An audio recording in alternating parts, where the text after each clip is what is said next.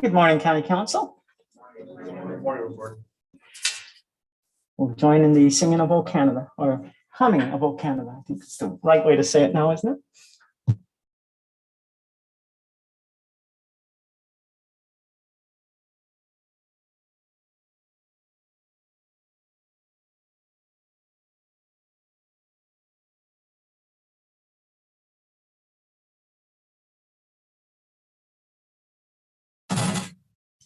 Good morning, County Council. Good morning, Board. We'll join in the singing of O Canada, or humming of O Canada. I think it's the right way to say it now, isn't it?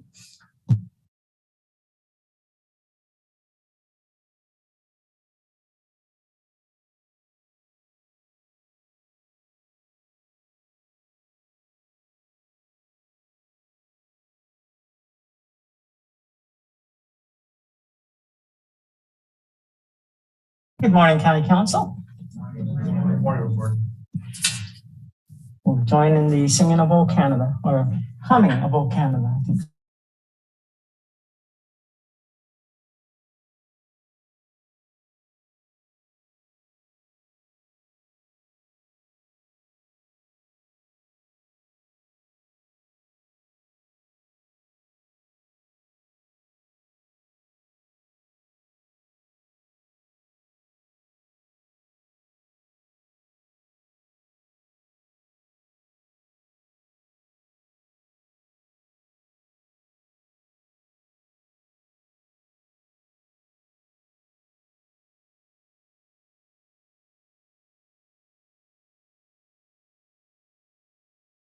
O Canada, our home and native land, true patriot love in all of us command. With glowing hearts we see thee rise, the true north strong and free. From far and wide, O Canada, we stand on guard for thee. God keep our land glorious and free. O Canada, we stand on guard for thee. O Canada, we stand on guard for thee.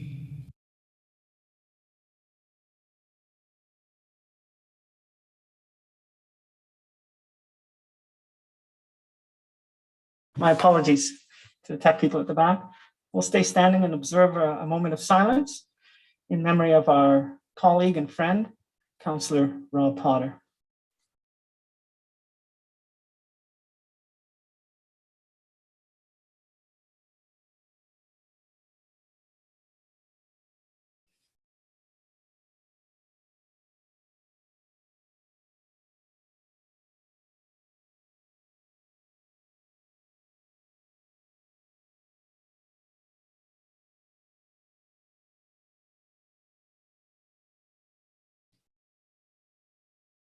Thank you very much. You may be seated. Madam Clerk, roll call, please. Thank you, Mr.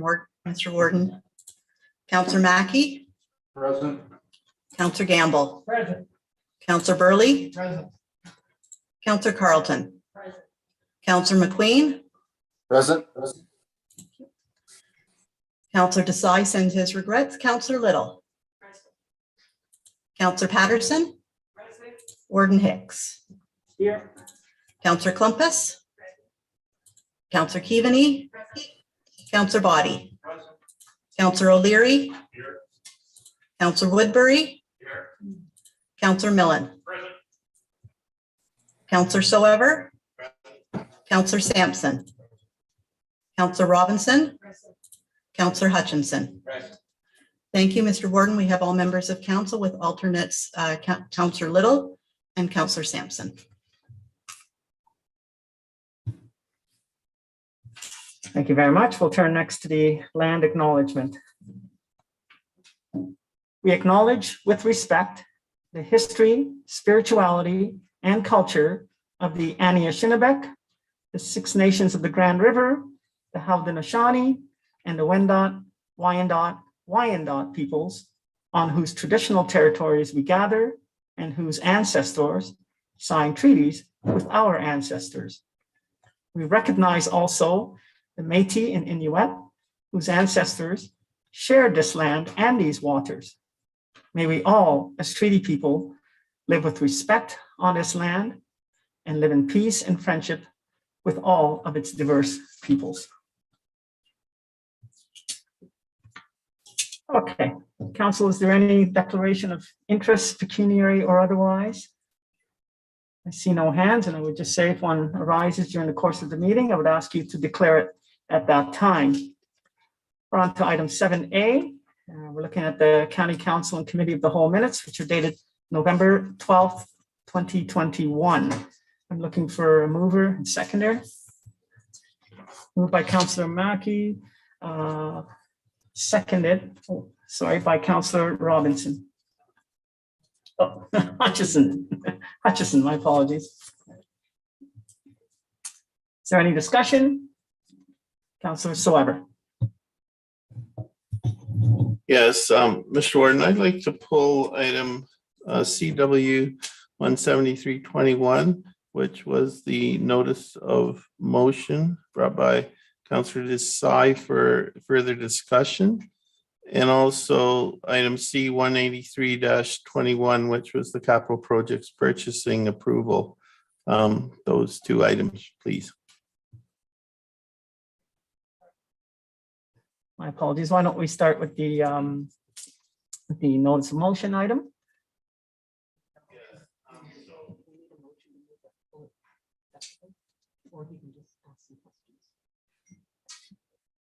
So I guess we have two routes that we can proceed. One is that we have a formal motion to pull the items, or you can ask some questions about those two items.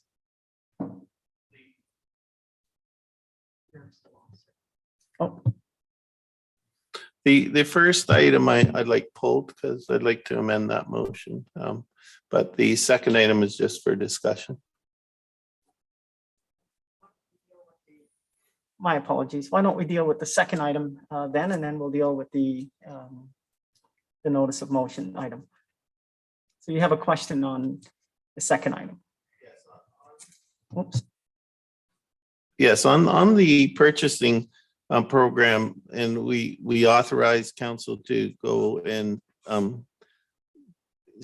prepare the RFPs. I've since been advised at our agricultural advisory committee meeting in the Blue Mountains, and then with subsequent follow-up with staff, that there are a number of comments that were submitted to the county with regards to the resurfacing of Gray Road 2, which have gone as of yet unaddressed. So I'm just a bit concerned that we're gonna put out an RFP without having addressed the comments not only from residents, including former warden Duncan McKinley, and our staff on this project, with some what I thought were pretty good suggestions for minor modifications, which would make it a much better project. But there's yet to be any response on those, as I understand. So I'm just wondering if staff had any comment on that, because this is a county road, so it is a county responsibility, yet the impacts are felt in the lower tier for sure. It's a very busy road. It has to deal with bicycles, people stopping to take pictures of the Beaver Valley, make phone calls. They pull over because they're entering the Great Void south of there without any cell phone service, and people who know. So it does have a number of issues that were brought to the attention of staff, and I'm just wondering, I just want to make sure those are addressed before we go out to tender, which I think is going to be in January 6th. Perhaps we'll give Mr. Hoy, you're looking, Randy, to respond to that? I can start the response, and if we need any further details, of course, turn it over to our Director of Transportation, Pat Hoy. So thank you for raising those, Councilor Soever. We are aware that there's some comments and suggested improvements to the design. Ultimately, we're trying to come up with a design that supports all road users from a safety perspective within and around the Ravenna area. And so we want to, we're happy, of course, to work with town staff to look at some of the comments and questions that have been raised and make any adjustments that are required to those suggested or proposed road improvements prior to releasing the tender.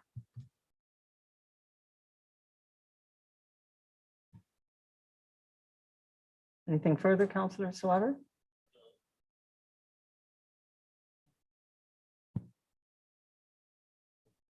No, I think that's fine. You know, I'm appreciative of staff's efforts in this regard. Okay, we'll deal with the next item. I'm assuming you'll move that we pull the notice of motion by Councillor Desai. And I need a seconder for that. Councillor Sampson, thank you. Councillor Soever, you have the floor.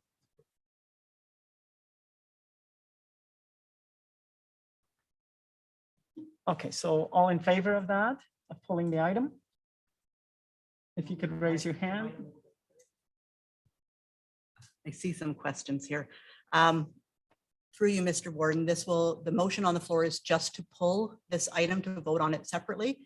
If that passes, then the original motion will go on the floor, moved and seconded appropriately, and then further any amendments that come from that. So you are just voting on whether you're wanting to pull it from the minutes or not. So back to that question, all those in favor of pulling the item? That carries. Councillor Soever, you have the floor. No, that was the original one, moved and seconded. Do we not amend, this is not amendment. So we're voting on the main package, right? My apologies. I was treating this as a motion to amend, but it's not. So we're now voting on the main motion, which is to approve the Committee of the Whole minutes dated November 12th, 2021. That's the main motion. All those in favor? Are there any opposed? That carries. Thank you very much. So we will now deal with the item that we pulled. And Councillor Soever, you have the floor. Thought we already. This original motion. Yes. Now it's being pulled and voted on separately. So now it stands on its own until we get moved and seconded. The one that's been pulled. Yes. Right. Okay. Okay, so we'll get a mover and a seconder to deal with the pulled item. Right? Is that a question, Councillor Body, or you're moving? No, not moving. I'm confused. Are you moving? Okay, and I need a seconder. Councillor Mackey. Okay. So there we have it on the floor and speakers to the item now.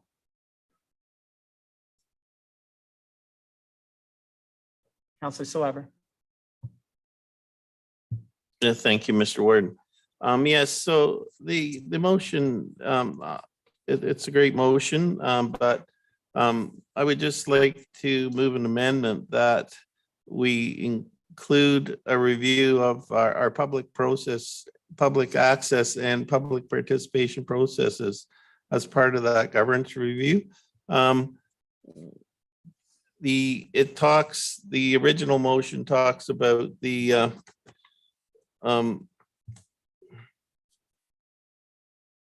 governance review, and then it says the various governance options, including the term of warden, direct versus indirect election, meeting structure, and weighted voting. And you know, I think one of the things we don't have here is a lot of public participation. And I think, you know, we certainly in the town of Blue Mountains, and I know some other municipalities as well, have introduced a public comment period, which allows people to appear and address the council on matters that are before us without going through a formal deputation process. And we found that, you know, it's not used a lot, but in instances where something does come up, and we've had some very good suggestions come to council through that process. So when our town of Blue Mountains count that on Monday, on November 22nd, I always give a briefing on what's happened at county, and this governance review came up. And I think particularly because of the last item that I pulled, there was some discussion, and council passed a resolution at the Blue Mountains that council of the town of the Blue Mountains directs town staff to request that Grey County include a review of its public access and participation processes as part of the Grey County governance review. And I think this would be most helpful in that the more public engagement we can get, the more understanding there will be as to the role of the county and the importance of the county. And I think if we lose touch with our public, we run the risk of being considered irrelevant. So that's why I'm proposing just adding to the motion that where it says a meeting structure, weighted voting, as well as a review of its public access and participation processes as part of the Grey County governance review that we approved last time. Thank you, Mr. Warden. Thank you, sir. I guess I'm going to ask for some input here from you. Is this germane, do you believe, to the original motion that was brought by Councillor Desai, or does this require a separate notice of motion?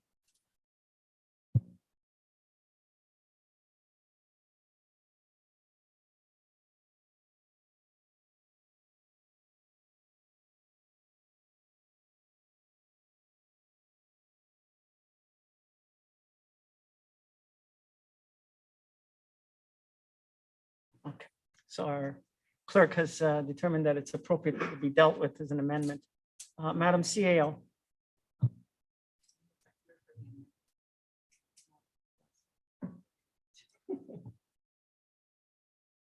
Thank goodness I have you beside me here. So it's moved, the amendment is being moved by Councillor Soever and seconded by Councillor Sampson. Okay, Madam CAO, your turn.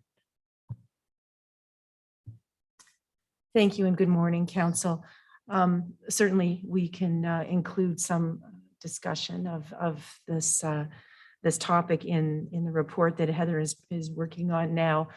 I think one of the things that we do want to think carefully about, though, is the role of yourselves as county councillors and the opportunity that you have as a council, as we've seen this morning, where you're bringing information forward that has the support of your municipality and your municipal colleagues.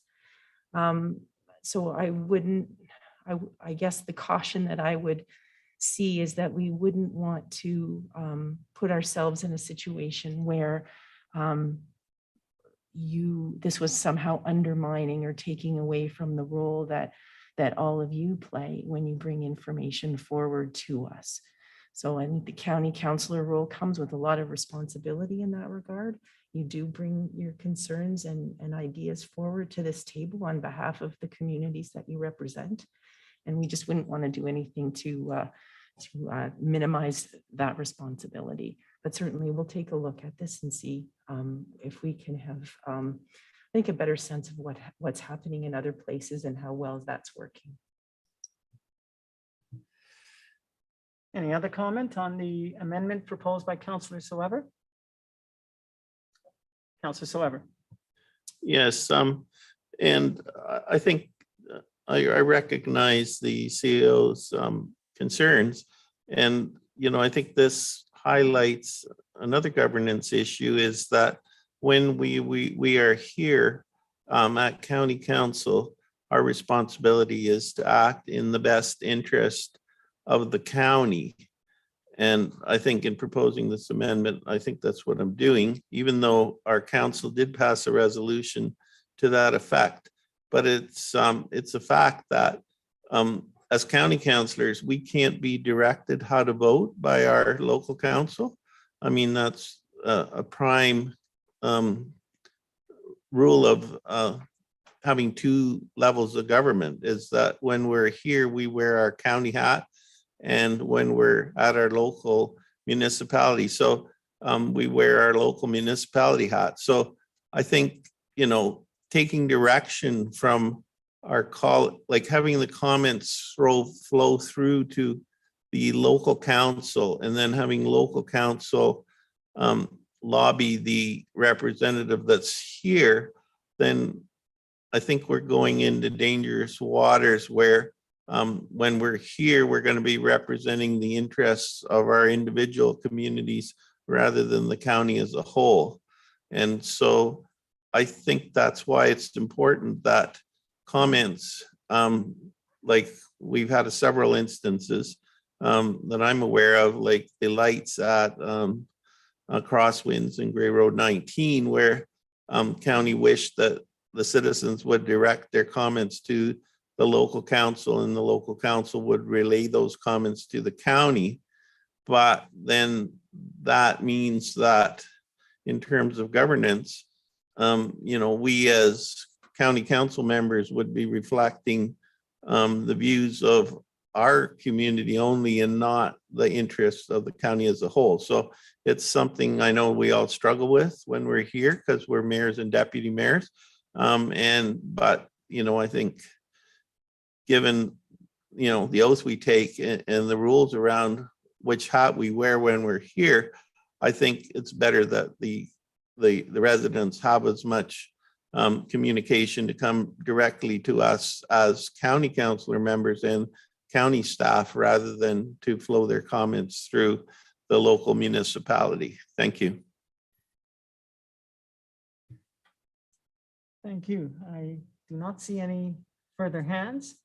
Oh, Councilor Carlton.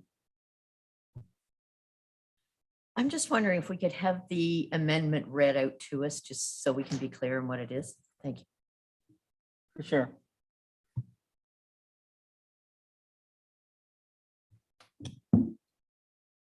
That the motion be amended to also include consideration of public access and participation processes as part of the governance information report.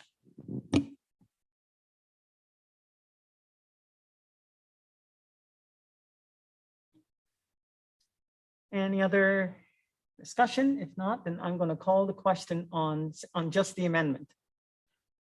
So all those in favor of the amendment proposed by Councillor Soever?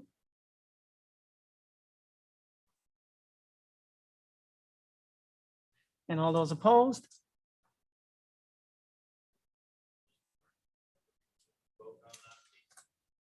Okay.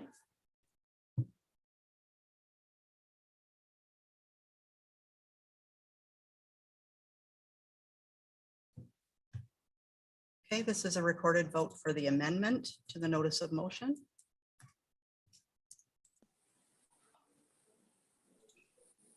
Councillor Mackey. Sorry, just say your vote and I will repeat that. In favor. Councillor Mackey is in favor. Councillor Gamble. Councillor Gamble is opposed. Councillor Burley. Councillor Burley is opposed. Councillor Carlton. Councillor Carlton is in favor. Councillor McQueen. In favor. Councillor McQueen is in favor. Councillor Little. Councillor Little is in favor. Councillor Patterson. Councillor Patterson is opposed. Warden Hicks. No, I have it. You just have to tell me. In favor. Thank you. Warden Hicks is in favor. Councillor Clumpus. Councillor Clumpus is in favor. Councillor Keaveney. Councillor Keaveney is in favor. Counselor Body. Counselor Body is opposed. Counselor O'Leary. Counselor O'Leary is opposed. Counselor Woodbury. Counselor Woodbury is opposed. Counselor Millen. Counselor Millen is opposed. Counselor Soever. Counselor Soever is in favor. Counselor Sampson. Counselor Sampson is in favor. Counselor Robinson. Counselor Robinson is in favor. Counselor Hutchinson. In favor. Counselor Hutchinson is in favor. The motion passes 56 to 34. Oh, sorry. Thank you. Okay, so we're back to the main motion now, which is the, right, as amended, that was moved by, originally by Councillor Desai. Any discussion, further discussion on the main motion? Could put it up just so everyone is clear.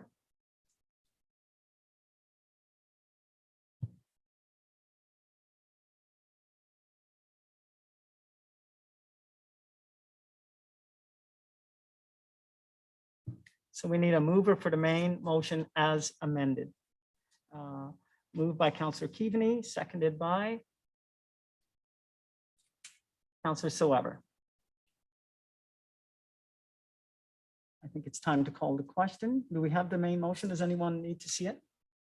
Anyone need clarity on the main motion? No? Then I'll call the question. All those in favor of the main motion? Oh. Are there any opposed? That is carried. Thank you very much. Wow, we got one item done. Okay, we're on to item 7B now. The Committee of the Whole closed meeting minutes dated November 12th, 2021, moved by Councillor Robinson, seconded by Councillor Woodbury. I guess we'll, on this, if you want to have discussion, we'd have to go into closed session, but I'll call the question if no one has questions. All those in favor? Are there any opposed?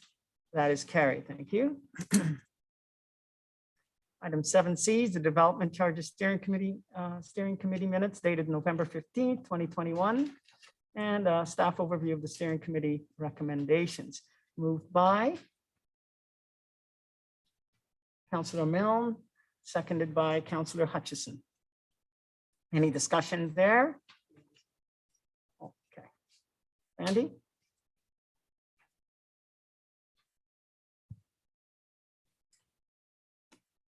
Good morning, Council. Just going to provide a presentation just to provide an overview of the items that were discussed by the DC Steering Committee, as well as identifying some areas that staff are recommending some revisions to the motion. Just pull up that slide presentation here.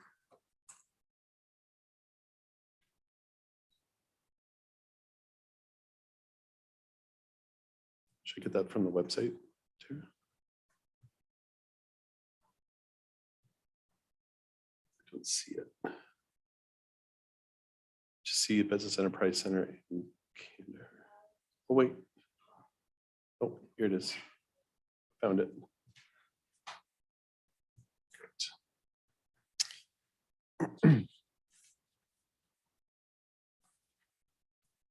Okay.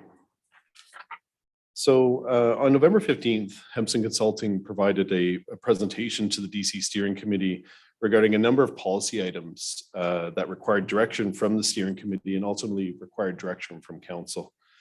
As part of the discussion, the DC Steering Committee recommended that council adopt the development charge bylaws, subject to the following items that you'll see there listed on the screen. And I'm going to go through those in further detail in terms of the direction that was provided by the steering committee. So the first matter was with respect to the residential development charge rates. The Development Charge Steering Committee recommends that the rates calculated by Hempson Consulting be fully implemented effective January 1st, 2022, as well as to keep the semi-detached units grouped with the single detached units, which is consistent with our current county development charge bylaws.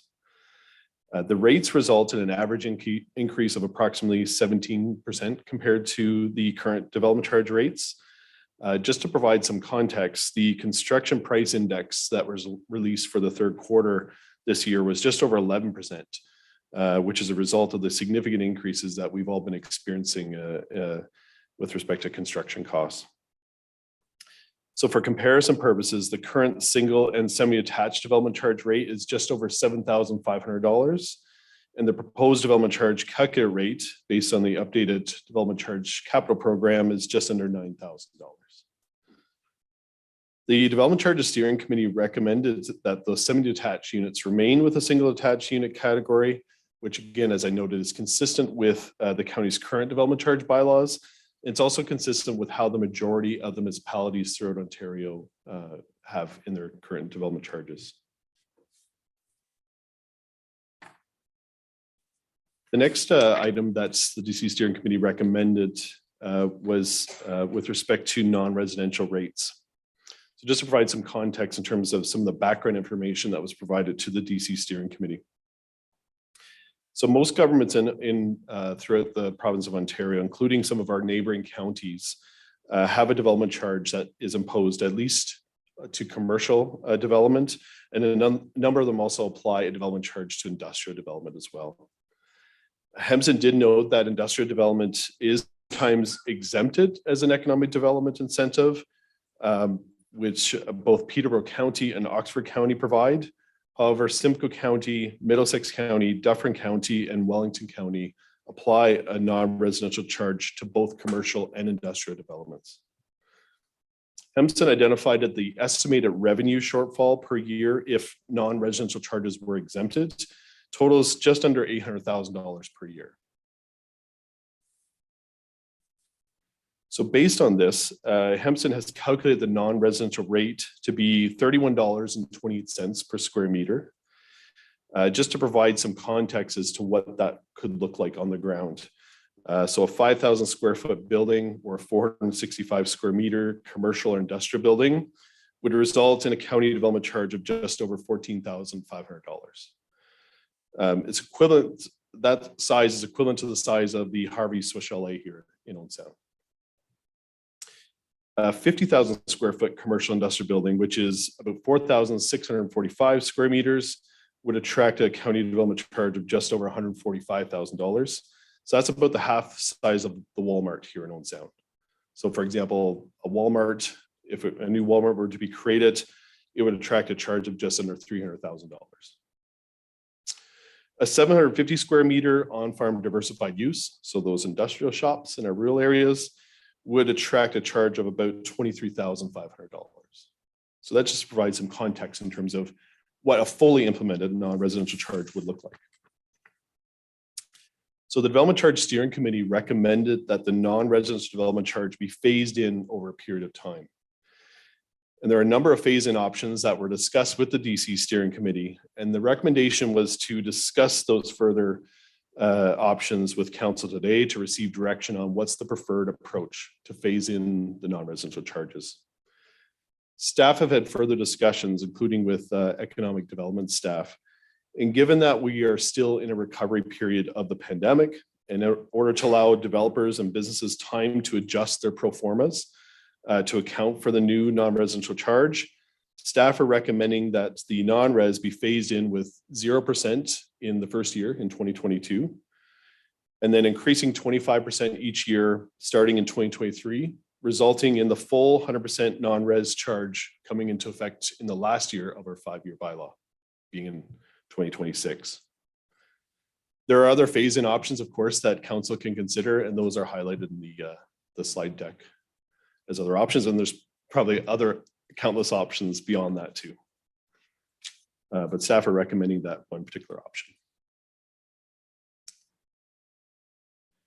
The other item that the DC Steering Committee discussed was and recommended is keeping the 2020 changes that were made to the county development charges bylaws with respect to the deferral and conditional exemptions. So this would be continuing with the deferral and conditional exemptions for purpose-built rental housing, exempting nonprofit housing developments, providing or aligning with the Development Charge Act changes with respect to exempting additional dwelling units and secondary units, redevelopment credits for non-residential to residential conversions, as well as conditional exemptions for approved community improvement plan projects. Staff would continue to monitor the vacancy rates, and if the vacancy rates return to healthy levels, then these conditional exemptions could be reconsidered.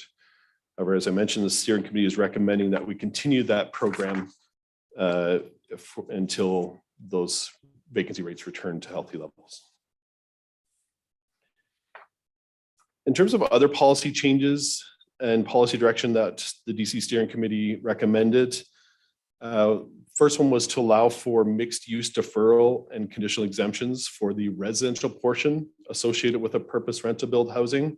So for example, if we had a development where there was ground floor commercial that's proposed and residential apartment units above, the current wording in the county development charge bylaw wouldn't allow us to provide a deferral and conditional exemption to the residential apartments.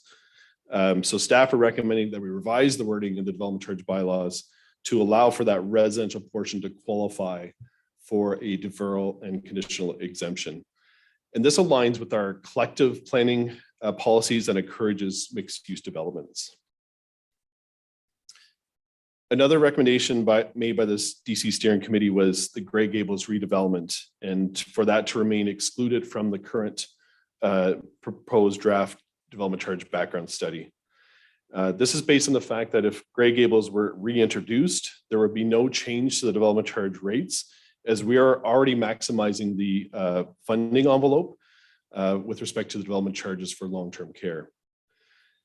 The development charge capital program also must reflect council's intentions. And there are also legal considerations regarding updating the development charge background study within the required 60-day review period prior to council passing those development charge bylaws. If council does decide to move forward with the Grey Gables redevelopment project in the future, the DC bylaw can be amended within 1 year of the DC background study. And even following that initial year, the DC bylaw can be updated with a scoped development charge background study. Both of those paths would require a public meeting. And then the other matter discussed with the DC steering committee was preparing a consolidated version of the development charge background study and making that effective December 31st, 2021. Following further discussion with Hempson and legal, staff recommended the words effective December 31st, 2021 be removed in order to be consistent with the intent of the Development Charges Act. Essentially, the contents of the development charge background study should remain fairly intact with the DC background study that was provided for review and comment 60 days prior to council passing the development charge bylaws. If council approves the development charge bylaws on December 9th, 2021, for example, then 60 days prior is October 8th, which is the current date of our DC background study. So the recommendation would be that we keep that October 8th date to be consistent with the intent of the Development Charges Act. And that's something that's new that we, following the discussions from the DC steering committee, we had some further discussions with Hempson Legal, and that's what staff are recommending in order to proceed. We will, of course, still work with Hempson to prepare a consolidated version of the DC background study, but the effective date essentially would be, we're recommending would be October 8th, 2021. So based on that, staff are recommending the following revisions to the motion from the DC steering committee. One is with respect to the phasing in of the non-residential rates. And as recommended, staff are recommending that we phase that in with 0% in 2022 and 25% in 2023, 50% 2024, 75 in 2025, and 100% in 2026. And then to remove effective December 31st, 2021 from the last bullet, the motion. Just to capture next steps, just so everyone's aware of what the next steps are and the plans are. Staff will work with Hempson to make the changes to development charges bylaws based on the direction we receive from council today. The final draft DC bylaws will then come forward to the December 9th council meeting for consideration. Once the DC bylaws are approved, the notice of passing will be provided in accordance with the Development Charges Act. As noted, Hempson will provide that consolidated version of the DC background study, but remain in effect, effective date of October 8th. And staff will work with Hempson to also complete what's called a local servicing guideline, which is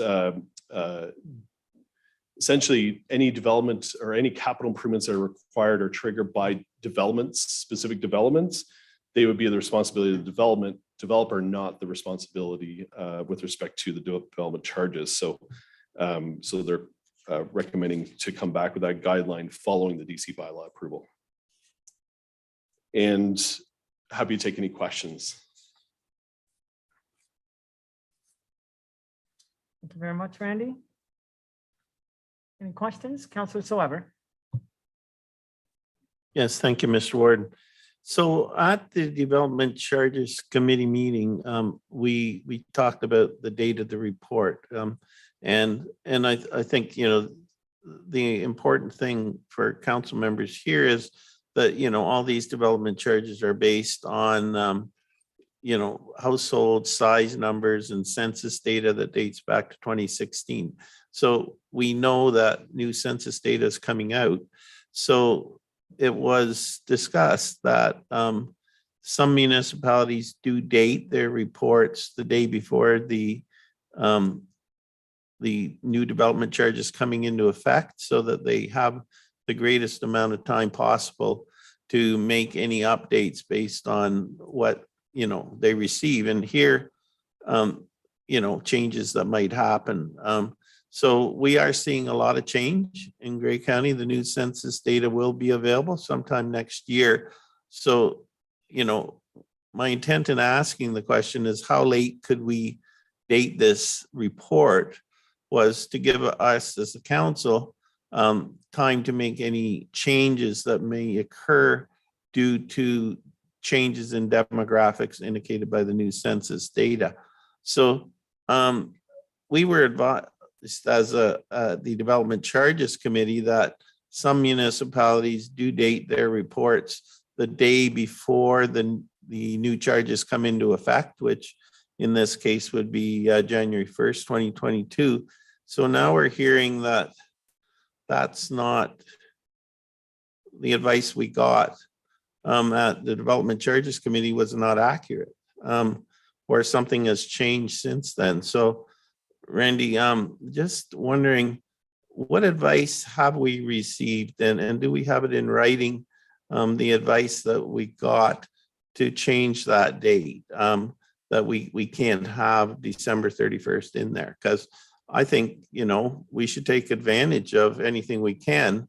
And we were distinctly told at the Development Charges Committee meeting by the consultant that some municipalities do date it. And then I recall the conversation. So it was decided that December 31st was the last date that we could legally date it. And now the implication is that we somehow have new advice since the meeting that it can't be December 31st. So do we have that advice? And perhaps I'd certainly like to see it. So Randy, I'll let you answer, but I think we want to be careful because at some point we may want to go into closed session if we're going to be talking about legal advice obtained. Thank you, Mr. Warden, and thank you, Councilor Swever, for the question. Yeah, we did, of course, discuss this further with our county solicitor and with Hempson following the discussion with the DC Steering Committee. And upon, excuse me, review of the legislation, that's the recommendation at this stage, is that we keep the effective date as October 8th, which would be that 60-day period prior to council passing the development charge bylaws. If council requires further detail with respect to that, I think we would, as you indicate, Mr. Warden, we would have to go into closed session to discuss with respect to the details regarding that interpretation as it relates to some previous decisions that were made by through appeal challenges.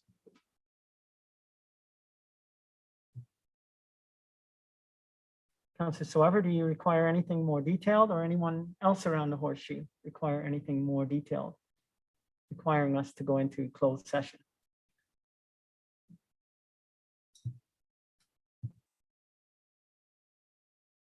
Yes, Mr. Warden, I just, for my own information, would like to see those appeal challenges, but I don't feel, you know, that's certainly public information. and not solicitor advice. It would just be those references to those appeal challenges, and I'd be happy to receive those after the meeting. Thank you. Thank you very much. Is there anything further from anyone else? Did I see Councillor Keaveney first? No. Saw Councillor Carlton. Councillor Carlton, you go ahead. Thank you, Mr. Warden. My recollection from that meeting was that Hemson was telling us some other municipalities use that date before the development charges would be enacted because the act itself is not super clear on the date that you have to use. But the 60 days prior to passing it is in effect. So that's why it would need to be October 8th. But he had said that other municipalities try it the other way and have gotten away with it so far. That's just my recollection of what was said the other day. Okay, anything further from anyone on this point? I think we have to go back because there is, we should probably have a mover and seconder for the amendments. Okay, so yeah, so we had two amendments. One was the phasing in, the other one was with respect to the phasing in date. So if we could get a mover and seconder, we can deal with that first. So moved by Councillor Carlton, seconded by Councillor Robinson. Okay, we're now dealing with any discussion you want to have on the two amendments. Councillor Soever. We split those two so that we can vote one way on one and one way on the other.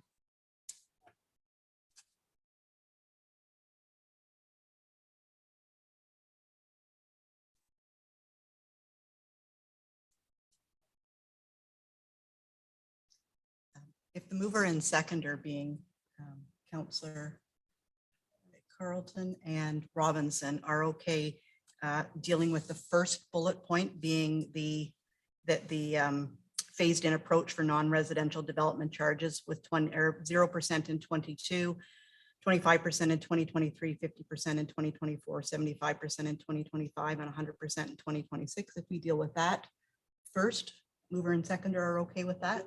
Thank you. Okay, so very well. We are now dealing with the First Amendment, the phasing in.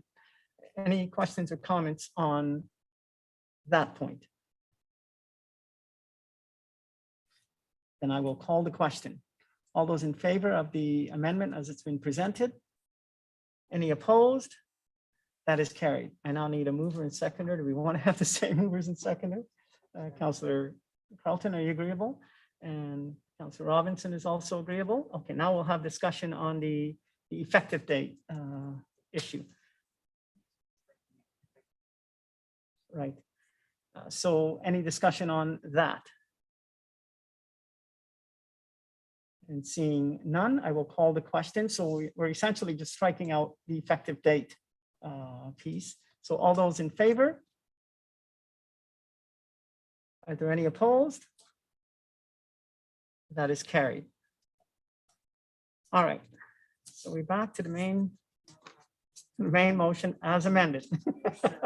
I'm learning. This has been one of the most complex meetings that we've had yet.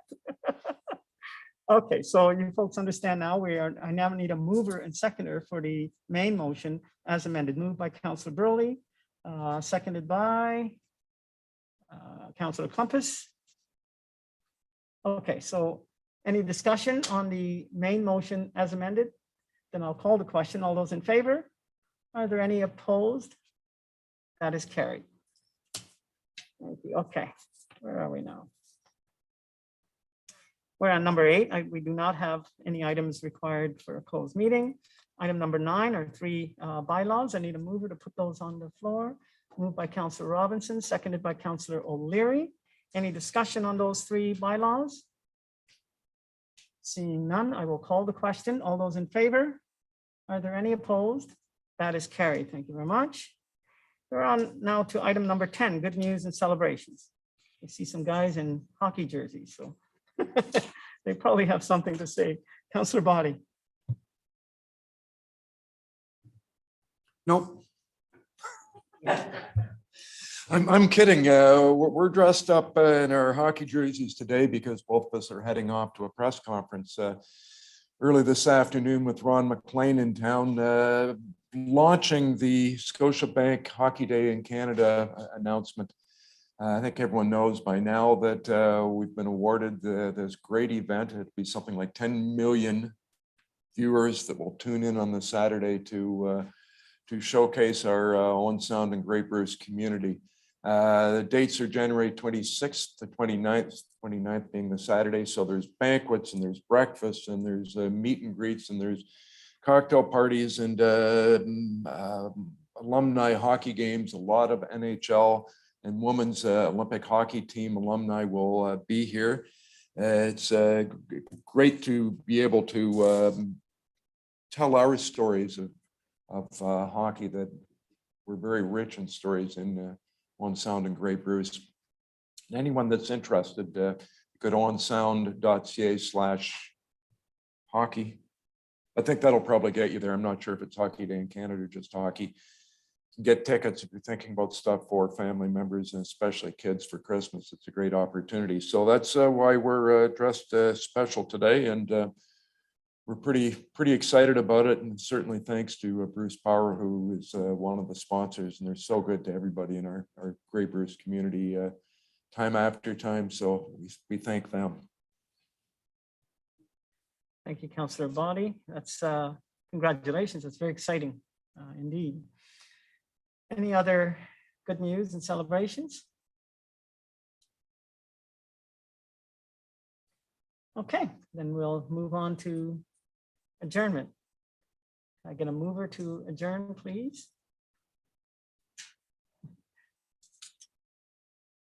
Who don't we have? Councillor Milne, Councillor Patterson seconds. Okay, all those in favor? Any opposed? That is carried. Thank you. I'm going to suggest that we take a short break and come back at 11. You did, yes. So we'll see you all back at 11.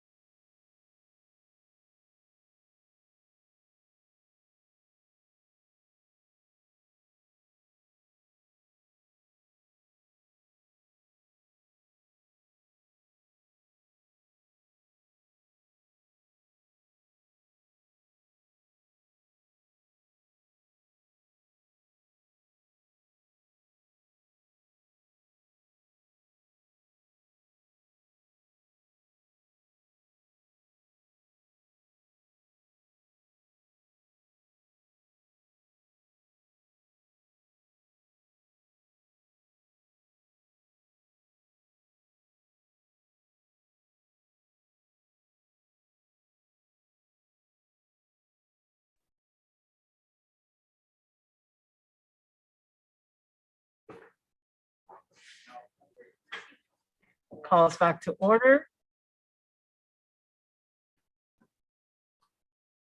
Rob, could you just wave at me and let me know that we're good to go? Yeah, thank you very much.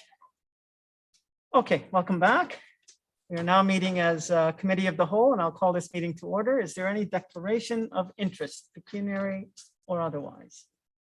Seeing none, once again, I would ask you to declare if one arises during the course of the meeting. Okay, we're dealing with the consent agenda, folks. Is there anything that needs to be pulled?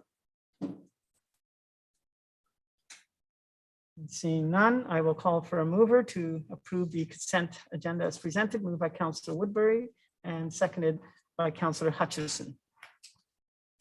Any discussion? I'll call the question. All those in favor? Are there any opposed? That is carried. Thank you very much. We're on to item number 5A. And that puts Savannah on deck. We're dealing with the Sydenham campus update. I need a mover to put the item on the floor. Moved by Councillor Robinson, seconded by Councillor Milne. Savannah, you have the floor. Thank you so much. Good morning, County Council. I'm not alone today. I have with me Courtney Miller, who is our Business Enterprise Manager, and Jennifer Christie, who is the Executive Director for Catapult Grey Bruce.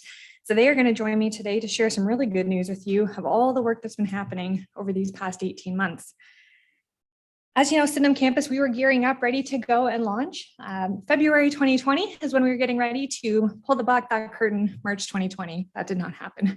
So we had a much extended phase one, as we will say, but we took that time to do a lot of renovations, to get a lot of site plan work done and make sure that the building would be ready for occupancy when we moved out of the pandemic. And that's where we are today. So over that time, Courtney and Jen through Business Enterprise Center and Catapult Grey Bruce took a lot of time to build that entrepreneurial ecosystem because there are a lot of players in our region. We've talked several times around this table about not wanting to duplicate. We want to make sure we're filling the gaps where we can so that we have the best service delivery available for our businesses to succeed. And that is exactly what they have done. So I do not want to steal their thunder because they are the ones who have done all of this work.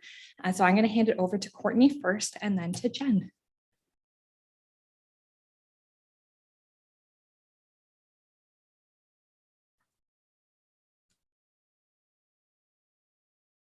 Good morning, County Council. Thank you for having us this morning to speak a little bit more about the Business Enterprise Center and Catapult and kind of the relationship we've been building over the last year. So I'm going to speak first a little bit about the operations of the BEC since the beginning of this year.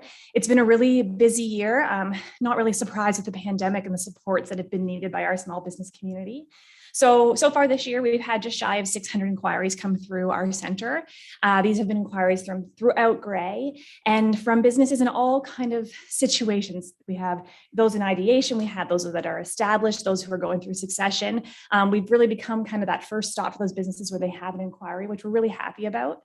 I've included kind of in my presentation some of the feedback that we've received from the businesses we've dealt with in the past few months, just to kind of give you an idea of the kinds of businesses that we are dealing with and where they are within their development.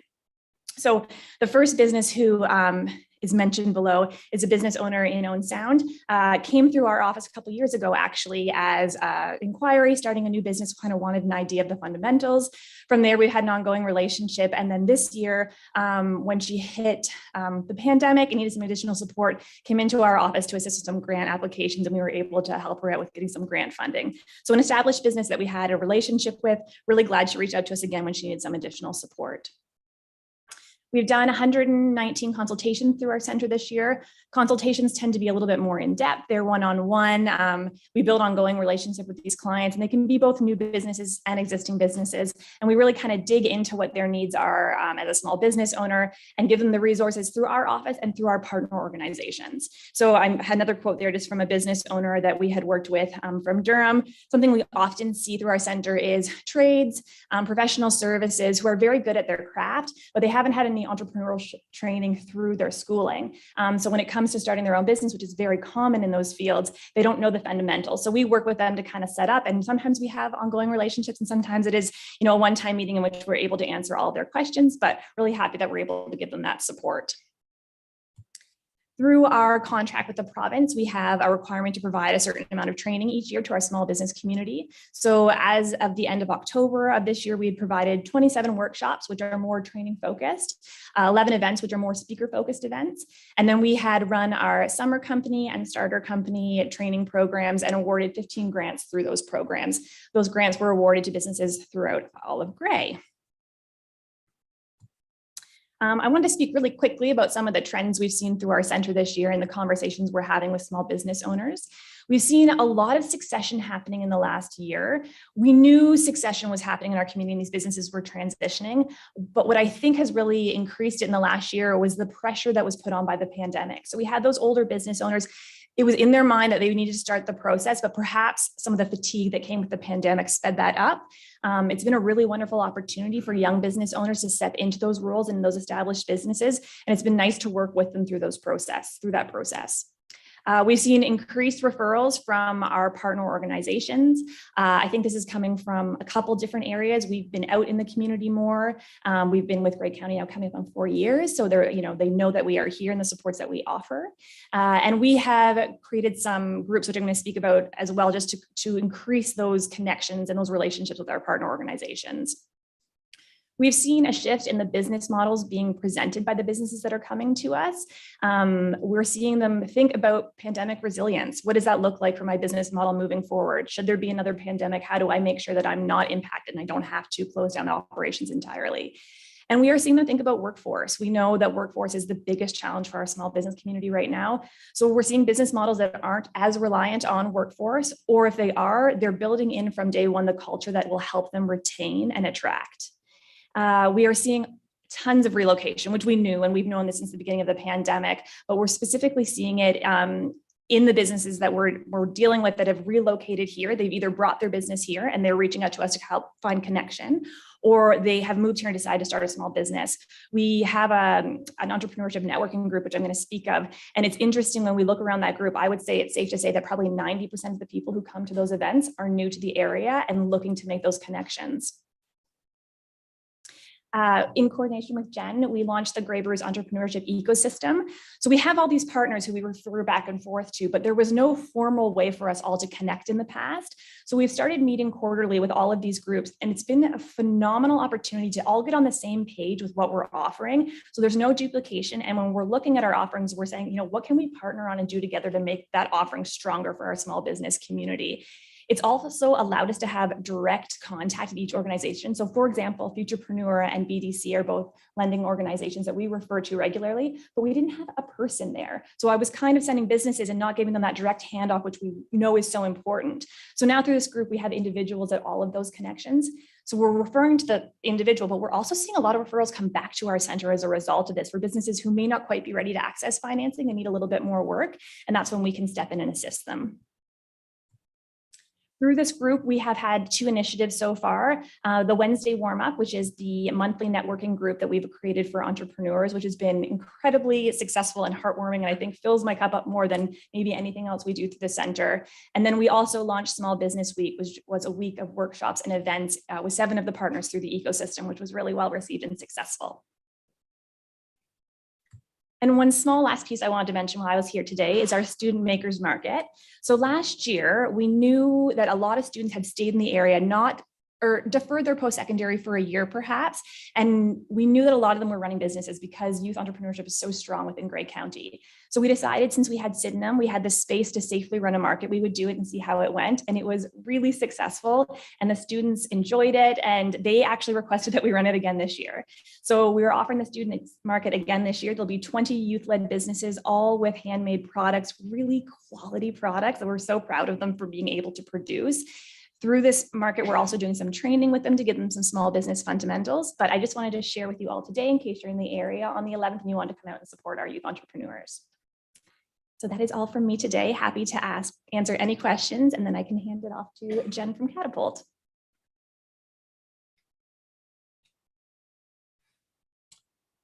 No questions right now. Thank you for that, Courtney. Jen?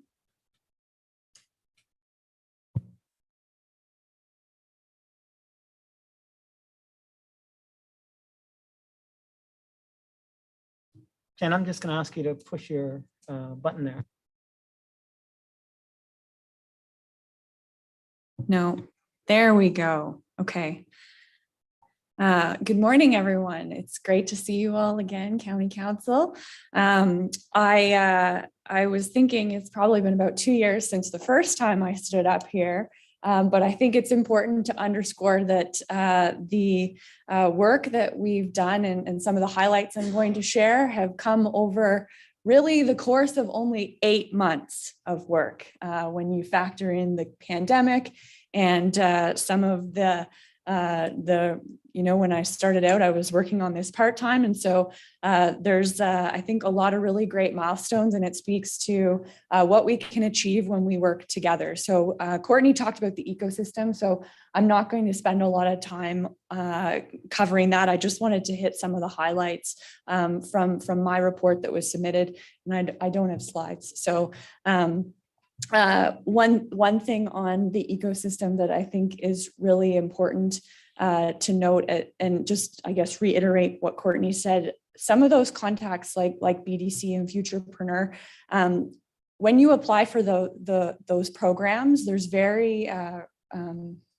kind of strict criteria as to how they decide who gets them. So you can apply online and be auto approved, or you're not. And why you're not is often, just a very simple thing in your application that you didn't get right. So being able to talk to someone at those organizations to understand what those, key criteria are that might limit an entrepreneur or a company from getting financing is super, super important. So having them in our ecosystem now and familiar with the Grey Bruce area, because they don't physically live here, has been really, really valuable. So since we virtually opened our doors in January 2021 with the mentorship program that we launched in conjunction with the Business Enterprise Center, and thanks to the support of Grey County, we've been able to do a number of things to grow awareness about the ecosystem and to grow awareness about Catapult. So we did host a virtual mentor match with Georgian College, which went over exceptionally well. We've launched a number of communication items, including a monthly newsletter, which is growing monthly with subscribers and is also focusing a lot on sharing information about grant programs that are relevant to our local business community, networking events, and knowledge building events. So there's a lot of resources available right now for entrepreneurs. And as Courtney said, we're trying to fill the gap. So where can we filter that information and share it back out in a way that is quick and easy and gets people what the most important information is they need to know right now? And then, how can we complement and add to that? So we opened our co-working space, the Catapult Crash Pad, in October, and you hopefully have received an invite. We're going to have an official grand opening next week. And we've tried to open, this will be our third time. So let's hope that third time is a charm, because we were snowed out the first 2 times we tried prior to the pandemic, and then obviously the pandemic. So if you haven't had a chance to check out that space, hopefully you'll be able to pop in next Thursday during our open house. We'll be there from 10 till 2. And we're going to have a short program around noon to talk about some of the upcoming programs that we have happening. So our room at Sydenham is open for people to use. I'm working there 2 days a week on Tuesdays and Thursdays. And we've got a couple folks from our entrepreneur community now who have started to also use that space for meetings, or just when they're in the city and they need a place to pop in and meet with somebody or access internet to be able to do their own meetings. Over the course of this year, so I started full-time in June, but going back to January with the mentorship program, I was meeting with entrepreneurs on a one-on-one basis and being able to refer them to stakeholders, being able to hear out what they're looking for, what their needs are. I've met with 40 entrepreneurs since that time and have been working on building our relationships. So We've developed a great relationship with the Nuclear Innovation Institute over in Saugeen Shores and developing our reach into Bruce County, which is really, really great. And coming up next week, something that we're really excited to announce at our grand opening is the Grey Bruce Technology Network will be coming in underneath Catapult. So it will be the Catapult Technology Network, and it will have reach right across Grey and Bruce counties. We will be working with NII to have a physical presence over on the lakeshore and have more robust programming and meetups centered around connecting entrepreneurs and technology professionals in Grey Bruce. So again, Courtney talked about, what are the gaps? And this is a gap that we have heard both from entrepreneurs moving to the community and entrepreneurs who are here, as well as the wider business community. So professionals are moving into the area and they're asking, where is this group? Where is the places that I can connect with other like-minded professionals that are working with technology? So this is a really exciting development for Catapult and the region. It will, I believe, connect not only folks who work in technology, but technology goes across all sectors now, right? So there's some really cool conversations and projects about to get underway that are going to link some of our key sectors in Grey and Bruce County with technology kind of as the enabler. So I think it's just the start of things to come by having this network that will provide a place where people can come together and problem solve and share ideas. And really, this is how innovation happens. And so that's really exciting. And we're going to be announcing that on Thursday at our grand opening. So the only other update is around Fastlane. So you'll recall that I think the new year of 2020, right before the pandemic, we purchased the Fastlane license from Innovation Guelph. So we're also almost ready to launch that. So come December, applications will open for businesses that have a minimum $200,000 revenue that are looking to grow to be able to participate in that program.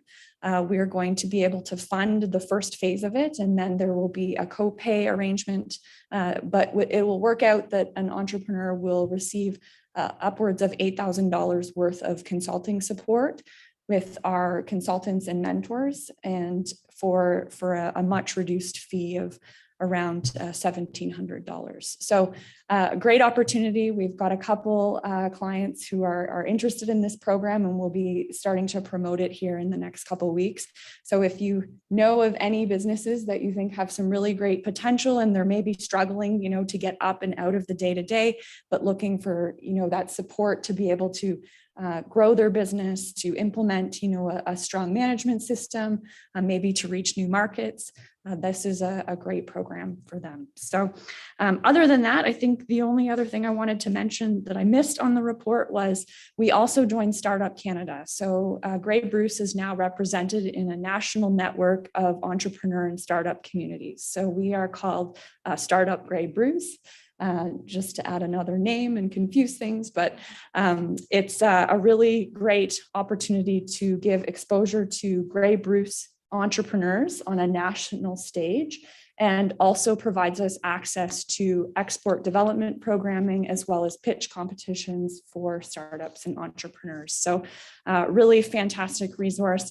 We hosted a roundtable with a number of entrepreneurs across Grey Bruce a couple months ago with their government advocacy manager, because they do represent the entrepreneur community to a lot of federal and provincial government stakeholders as well. So again, it's another opportunity for us to make sure that Grey Bruce entrepreneurs are being represented and heard, but I think also rural entrepreneurs, because the challenges, as we all know, are a little bit different and sometimes don't get highlighted at the same, with the same sort of light that the entrepreneurs in our more urban neighbors to the south get. So that's all from me. Thank you very much again for this opportunity.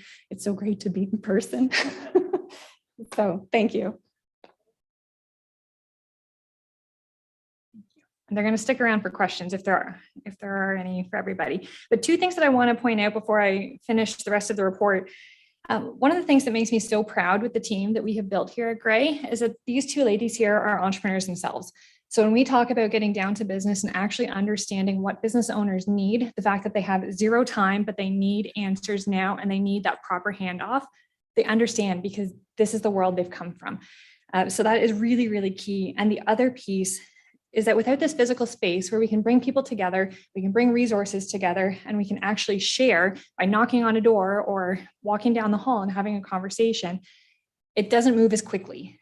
So having Sydenham has been such an important endeavor to be able to build this entrepreneurial ecosystem and start connecting it to networks around the region.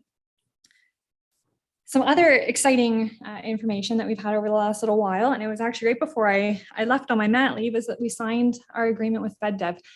So after several years of conversation with FedDev and looking at what a program at Sydenham can look like to have that rural support, we signed an agreement for $845,000 with the federal government. And that is providing $500,000 to equipment purchase to build out that makerspace and fab lab, because we knew Grey County's role was to get the building there, to get the physical space there, but how we filled it after that, we needed more support.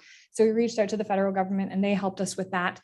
So we haven't bought any equipment yet because we know industry consultation is key during a pandemic, not the time to bother industry. So now we're starting to pick that up as we hit this recovery phase.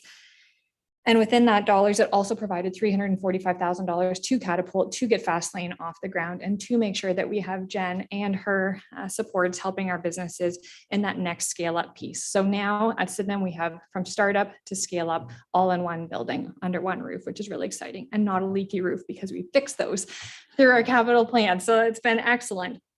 So all of those numbers that we have in there today in this report are what's showing you that it's really working. We're starting to see some significant change. We're starting to see our vision of Sydenham come to life. The vision that we came to you with, I guess it would be 4 years ago now, with that original business plan, is still very much attuned to that. But we've seen some significant changes because we don't have those two anchor tenants that we had planned on originally. And that's why you're seeing the county support in that realm of $150,000 to $200,000 a year, basically to keep the lights on and the snow cleared. If you look at our rising utility costs, if you look at just the building cost itself, outside of those absolutely necessary functions, we're not spending any dollars to be able to do what else we really, really wish we could. So it's thanks to those supports of the federal government to help us with that programming, and then building those partnerships with like-minded individuals so that we have the proper supports, but it's not necessarily Grey County always providing that. We know we don't need to be the ones to always provide. We need to be able to pull everyone together and have the right experts in the right room. So that's what we're seeing through Sydenham. 2022 really truly is the start of phase 2, which is 3 years behind almost now, but this is where we see recovery happening. We really positively believe that for economic development, tourism and culture in Grey County, Sydenham is a top priority to be able to deliver that recovery to our businesses. So you will see a shift through our work planning, through the budget that we will bring back to you for 2022. Is that we're looking at those internal secondments of staff time so that we can clear some work plan off of every one of our staff in economic development and have a very specific focus on Sydenham, because that's where we want to really make big strides. And I think that we've got the right team to be able to do that. So a big lengthy update for you today, but there's been a lot going on. It's really good work. The numbers are starting to prove themselves. I cannot believe the numbers that you're seeing here. It's just phenomenal. So thank you to you for supporting our team and our department to make sure that we can provide this to businesses, because this is something we know is touching all of Grey County, and we couldn't be more proud to be delivering for you. So thank you so much. And if you have questions, you have all three of us. Well, thank you very much for that update, Savannah and Courtney and Jen. And I will just say, Savannah, holy mackerel. It's just so much going on there. It's a little bit dizzying, but congratulations to your success. And it's apparent from the presentation by Courtney and Jen that your high energy rubs off, because it just hits you. And Courtney, that one quote that you provided from, I believe, the physiotherapist who talked about knowing lots about the sort of practical end, but nothing about business. I think that also applies to lawyers. We know a lot about law. We get out of law school and try to run a business. It's tough. So council questions, Councillor Milne. Thank you, Mr. Warden. Wow, the enthusiasm is just so contagious, although maybe shouldn't use that word during a pandemic. It just, the enthusiasm just makes you feel so, as a counselor, so inspired. Thank you, ladies, for your presentation. As Winston Churchill might have said, press on. Anyway, the question is succession planning in the ag industry, and in particular, primary production, has always been a bit of a bugaboo. And I'm wondering, have you had any inquiries from primary production or producers rather for succession training, succession help?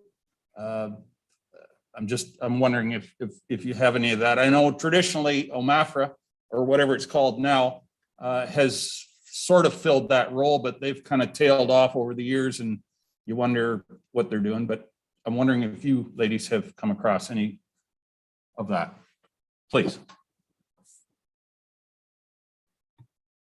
I see Courtney behind me because this is the expert, so I'm just going to step aside. Thank you. And through you, Mr. Warden. The majority of succession we've seen the last year actually has been bricks and mortar. But in the past, we've seen ag focused, and we worked with a succession matching organization from the West Coast whose focus actually was in agriculture, and joined those partners together. And it's been on my work plan. I'm hoping for next year to loop back with them and see if we can focus on that again, and hopefully loop Philly in as well, because we know that need is there. It's just getting it out that succession matching is available, and then getting them the right resources. So definitely something that's on our radar for sure. Anyone else? I think I saw another hand around here. No? Oh, Councillor Mackey. Thanks, Mr. Warden. And I just want to extend thanks on behalf of County Council for the work that's being done at Sydenham campus. We had the opportunity about a month ago, I guess, for a tour, and I was thoroughly impressed with everything I saw up there and the work that's being done.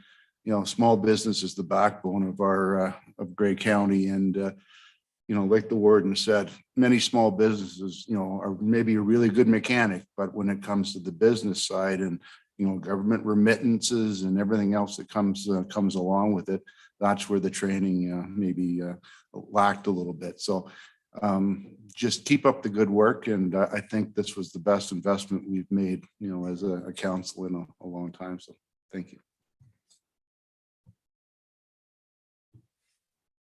Anyone else? Well, with that said, I thank you folks again for that update. And that brings us to the motion before us. Time to call the question. All those in favor? Is there anyone opposed? That's carried. Thank you very much. Okay, where are we now? We're on item 5B, Mary Lou on deck. We're dealing now with the financial update and year-end projection as of September 30th, 2021. I need a mover to put the item on the floor. Moved by Councillor Hutchison, seconded by Councillor Keaveney. Mary Lou, you have the floor.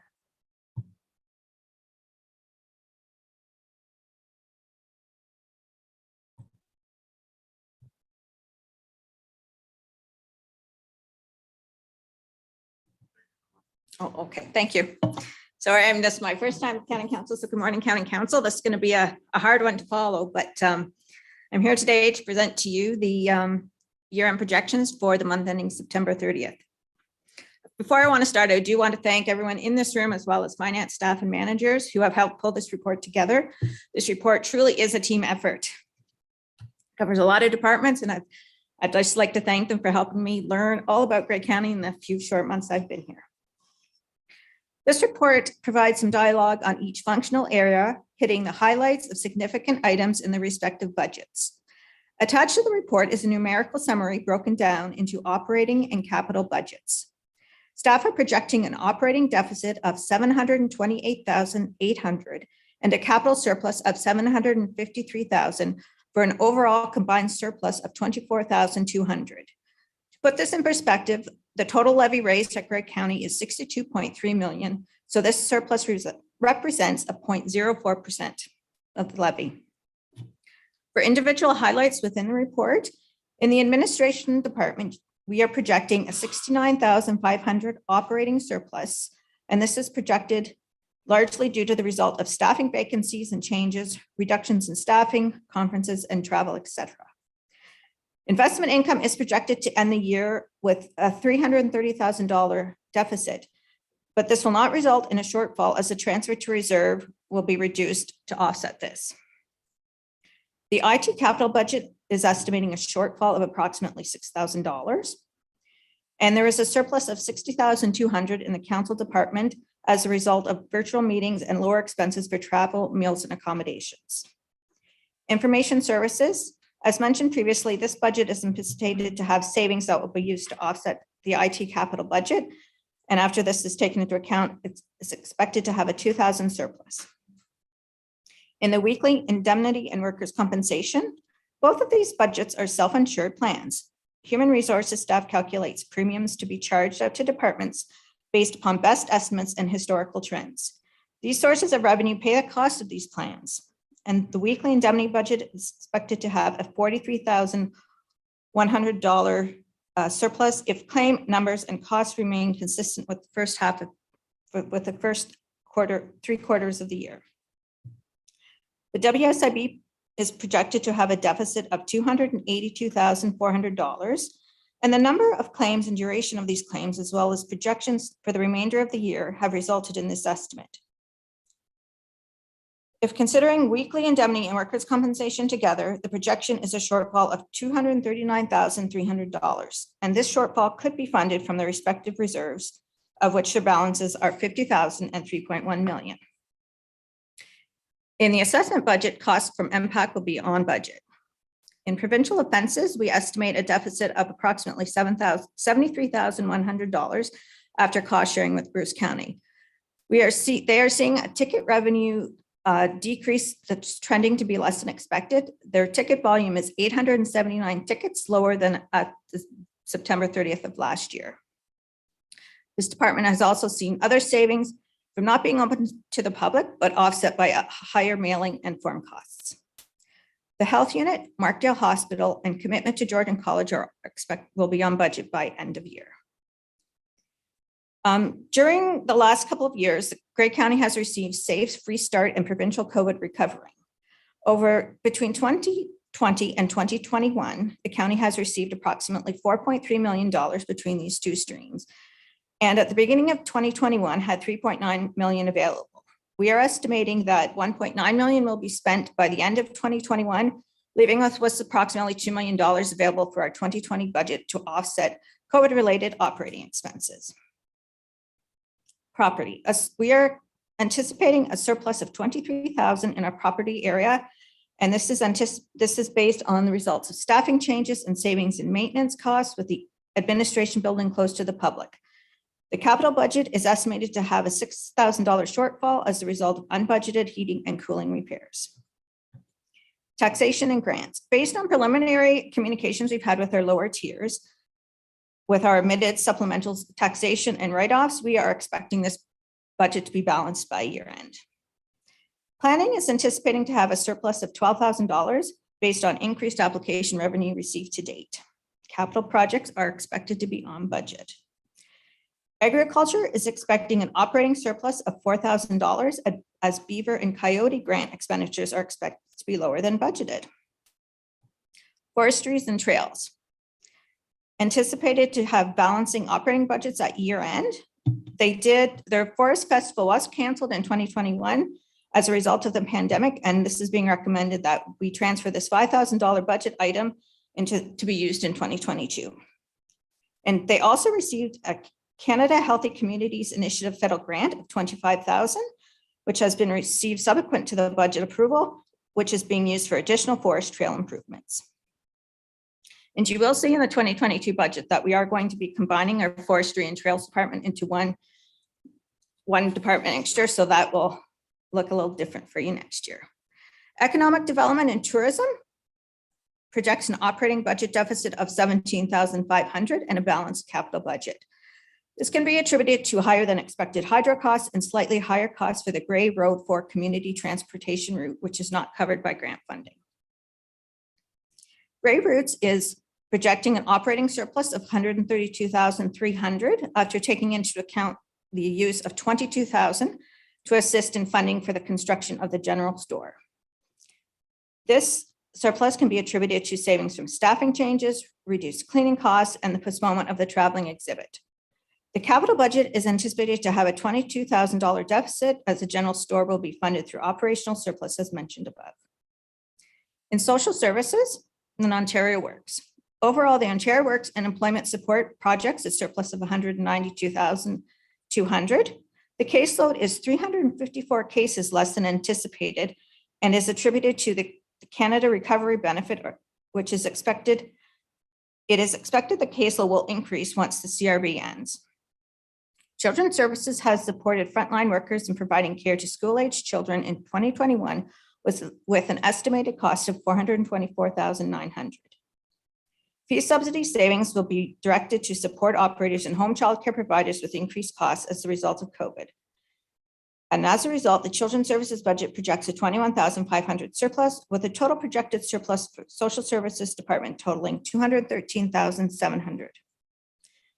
In the Housing Department is projecting an overall deficit of $252,000 with a $280,000 deficit in housing operations and a $28,000 surplus in nonprofit housing.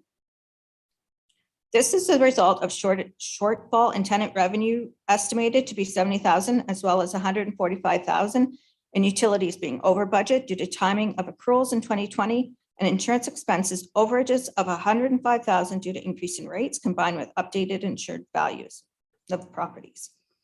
These overages are slightly offset by approximately $15,000 of savings between various property maintenance expense lines. The capital budget is on target with some projects rebudgeted into 2022 as a result of COVID and tender results. In long-term care, the projected year-end results for the long-term care development were discussed in the financial report for the Long-Term Care Committee of Management on November 23rd. The operating budgets for the 3 care homes have a combined projected shortfall of $845,300 and will be offset by capital surpluses of $97,000, resulting in an overall year-end deficit position of $748,300. After offsetting $353,700 through Safe Restart funding for COVID-related expenses, the remaining deficit of $394,600 will be funded by long-term care home reserves. The overall themes in the long-term care home affecting these deficits are reduction of revenue due to loss of 5 temporary beds, reduction in the case mix index, or CMI funding, and preferred revenue, and increased expenses in raw food and salaries. Paramedic Services is projected to have a deficit of operations of approximately $135,000, with $120,000 deficit in land ambulance, the 911 side, services, and a $15,000 deficit in community paramedicine services.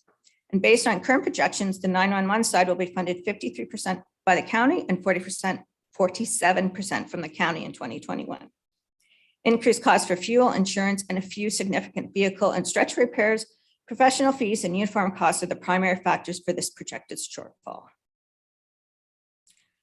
Paramedic Services is projected to incur approximately $468,000 of COVID-related expenses in 2021. At this time of the report, the province has provided $127,000 of COVID relief funding and has not indicated what additional funding will be provided. It is anticipated the province will provide funding for all paramedic service COVID-19 related expenditures, but if specific funds are not provided by the province, these expenses will be offset by Safe Restart funding. The capital budget is on target. Ambulances were ordered early in the year and delivery has been delayed as a result of COVID, with hopefully we'll see them in early 2022. The Transportation Services projects a $37,400 operating budget deficit from fuel costs, increased vehicle and equipment cleaning protocols, and a review of the domes. These costs are being offset by savings from staffing changes. The capital budget is estimated to have a $690,000 surplus from projects that were tendered early in the year and is offset by the unbudgeted repairs to the domes this year. That's all I have to report today, so I can take any questions you may have now.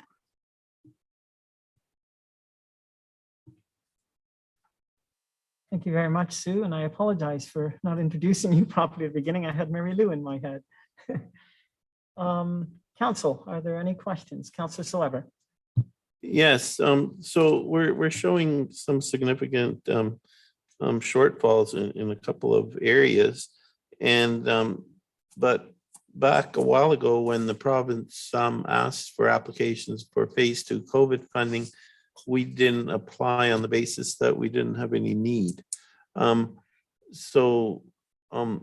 question is,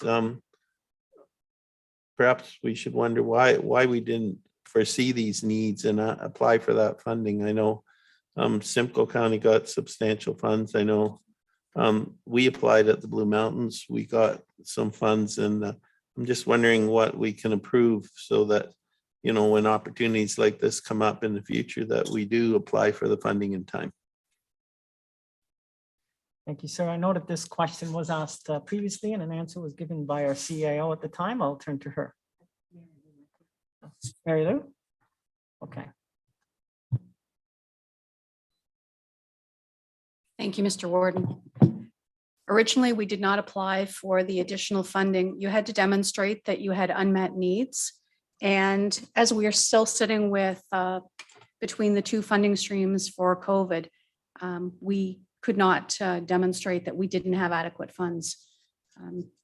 As Sue mentioned, we have funds that we're still sitting with projected at the end of 2021, using for 2022. And the way it looks currently, we would still have a bit of money left at the end of 2022. Anything further, Councillor Saliver? So would we not be able to transfer those funds to pay for the long-term care shortfall? Because obviously quite a bit of that would be due to COVID measures.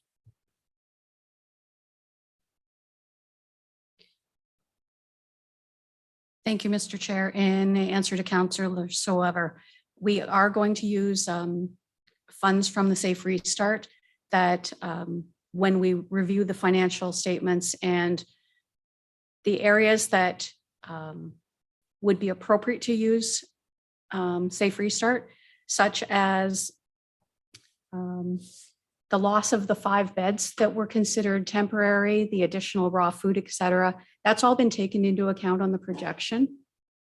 There were other areas that we did not feel were appropriate to use Safe Restart.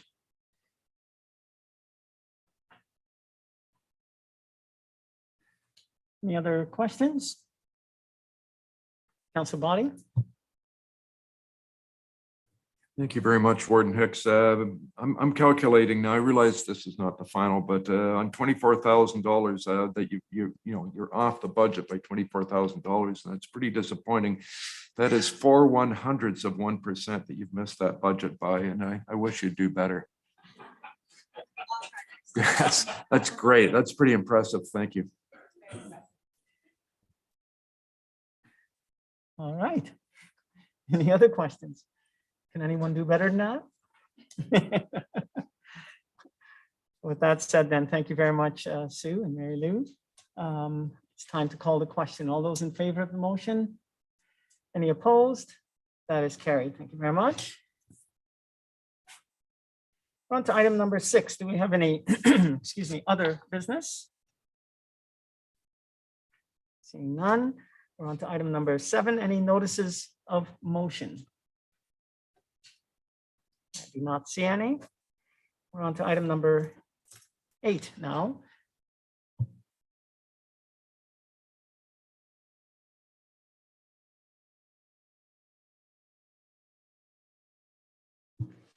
Thank you for that brief indulgence. It's now time for the item 8, the warden's closing address.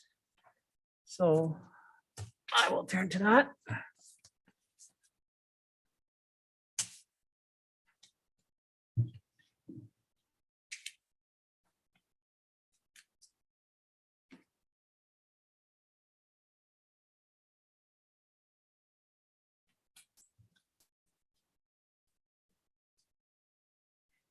Webster's dictionary defines the word resilient as able to become strong, healthy, or successful again after something bad happens.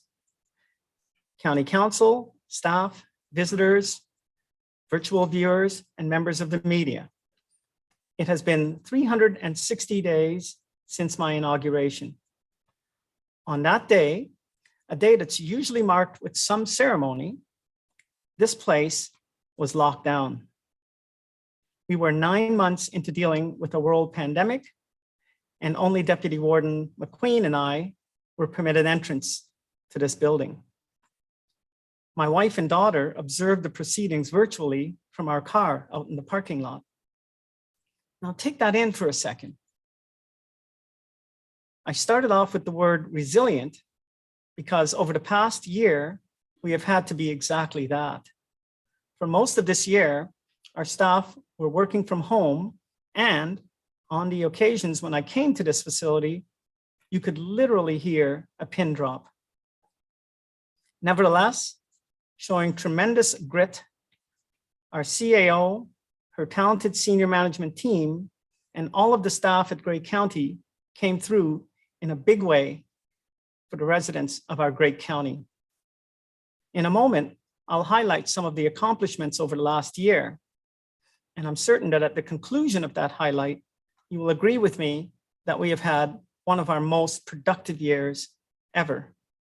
For now, I want to take the opportunity to acknowledge the tremendous effort and success of our CAO, Kim Wingrove, her senior management team, and all the staff at Grey County.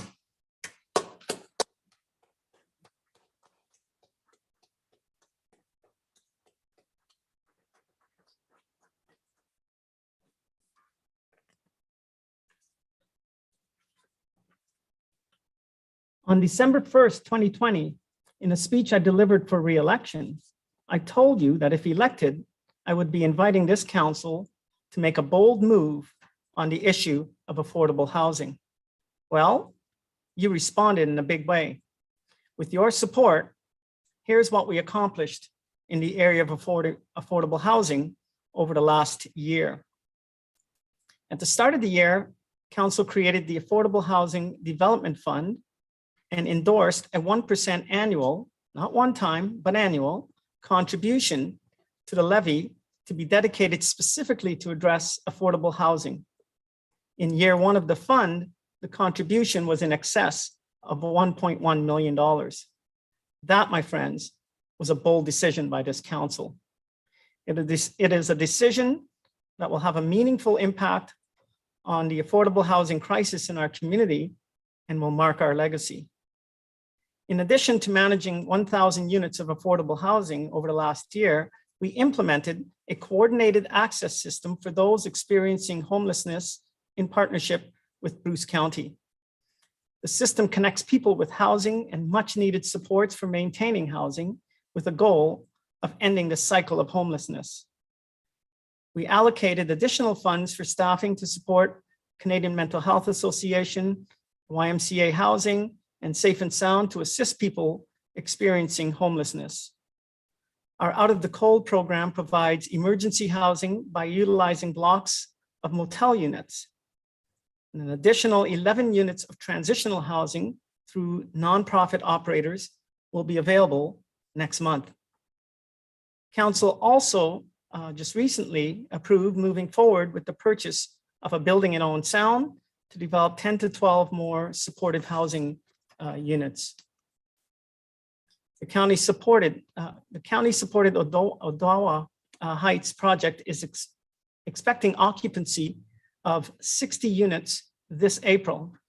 And lastly, we have committed $3 million to support Lutheran Social Services with an affordable housing 32-bed build in Owen Sound for seniors. So while we have a lot of work to do in the area of affordable housing, we can take pride in this council's commitment and success over the last year. So turning next to Truth and Reconciliation. This year, we established a mutual friendship commitment with Mawikwadon Indigenous Friendship Center. In February, we passed our land acknowledgement policy and in the spirit of truth and reconciliation. And we marked National Day for Truth and reconciliation. We can't talk about 2021 without addressing COVID-19. I spent a full year as warden in a declared state of emergency for the pandemic, where, by the way, we still remain. Staff from a number of departments were quick to volunteer in support of the Hockey Hub vaccination centers. Grey County staff started returning to the office in the late summer and early fall. We continue to offer remote services, service delivery to clients who need our support and want to access services in that way. COVID-19 continues to impact our services and our budgets, but nevertheless, we continue to deliver vital services to the public. Staff in frontline healthcare services have done an exceptional job adapting to the ongoing changes, as have staff in all departments to varying degrees. It is important to note and acknowledge that we experienced no facilities from COVID in any of our 3 long-term care homes. Let me repeat that. We experienced no fatalities from COVID in any of our 3 long-term care homes. For that, please join me in acknowledging the leadership of our Director of Long-Term Care, Jennifer Cornell, and the great work of all our long-term care staff.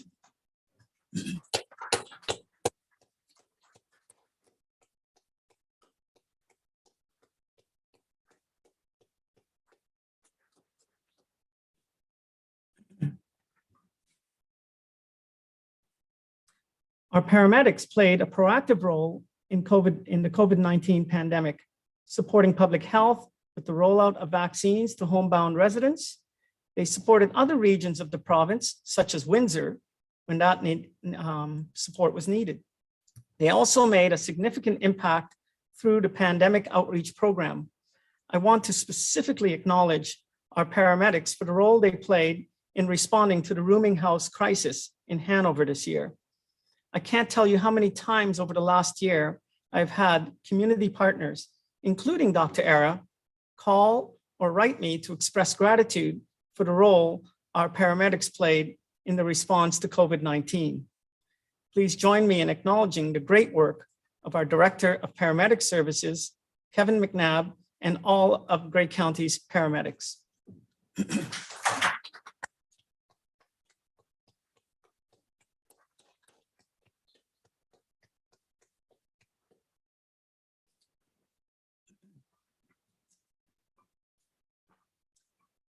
Turning next to Grey Roots, we reopened our doors and welcomed visitors back to the museum.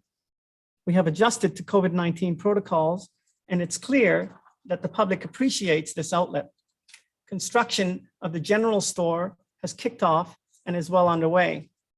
I could have said we're hammering away at completing that project, but that would have been a little, sorry. In the area of climate change, we hired a full-time climate change coordinator and have been developing the climate change action plan and engaging with the public. We have a draft climate change action plan in place that will help Grey County reduce greenhouse gas emissions and improve energy efficiency while delivering benefits to the community. We held community consultations this fall to get feedback on the plan, and we are analyzing what we heard and will be reporting back shortly. Turning next to community transportation. The Grey Transit route is rolling. Get it? Rolling. Our ridership is increasing. We continue to optimize our schedules based on rider trends and feedback.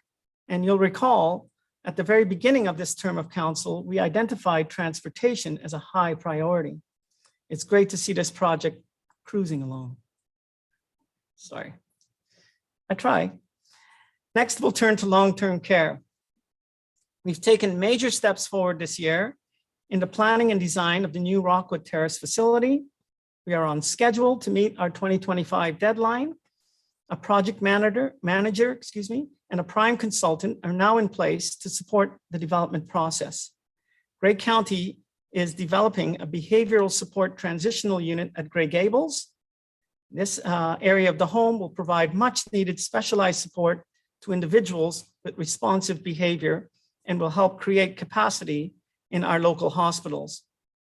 Our designated care partner, the brainchild, by the way, of our Director of Long-Term Care, was a tremendous success, and I dare say, copied by the province for implementation across the province.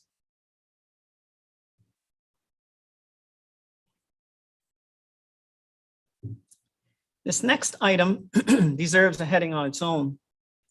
I'm talking about the very exciting news announced recently with the Minister of Colleges and Universities in attendance, that commencing in 2022, our partner, Georgian College, will be delivering a full 4-year Nursing Bachelor of Science degree program.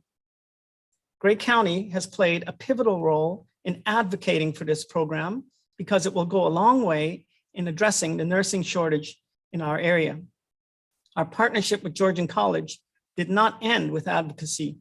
As you all know, this council committed $1 million to support renovations to the new nursing wing at Owen Sound campus of Georgian College. In the area of economic development, we continue to hear from businesses that they're feeling the pressure of COVID-19 and labor shortages. Our staff have continued supporting businesses through our support hotline all year and have been keeping them aware of available supports. We have hosted our first, second, and third virtual job fairs this year with partners to safely help employers connect with skilled candidates. Council supported the settlement strategy developed through the Grey Bruce Local Immigration Partnership. Sydenham campus, which you just heard about, phase 1 launched this year, and we are the only municipality to receive federal funding for a skills, training, trades, and innovation center. That's pretty impressive. Catapult Grey, as you heard, has been launched. Get it? Catapult launched. I want to talk next about our recreation and outdoor spaces. It was another busy year for day trippers in our area. We formed an outdoor management group with partners at local trail organizations and conservation authorities and municipalities. Ambassadors were deployed during the busy season to ensure our natural assets were not overwhelmed. When appropriate, visitors were redirected to alternative spaces and encouraged to visit our downtowns. We also promoted responsible tourism through social media platforms.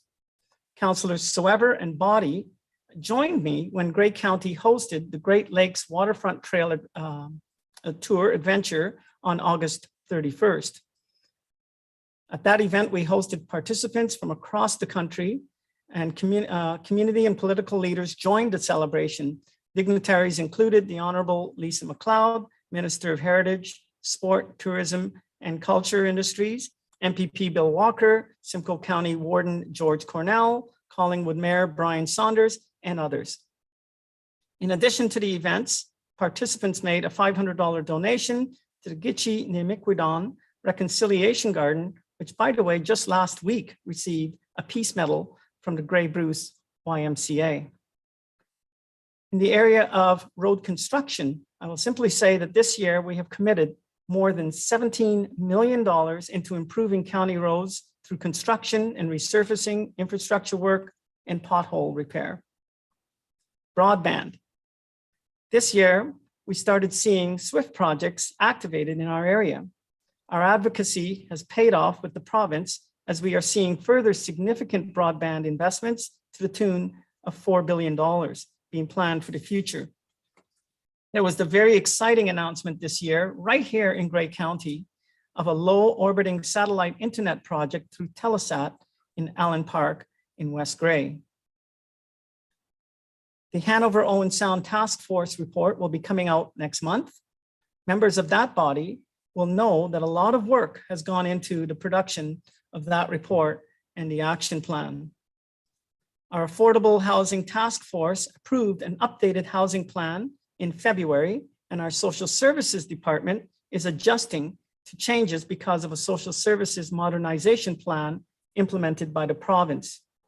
This could be very exciting as we see our social services workers return to a more traditional role of supporting clients with a range of needs.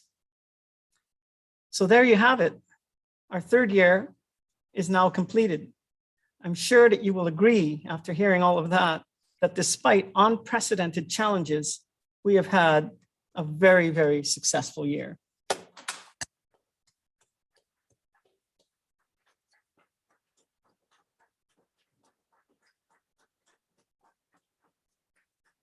Looking forward, we are entering our fourth and final year of the term.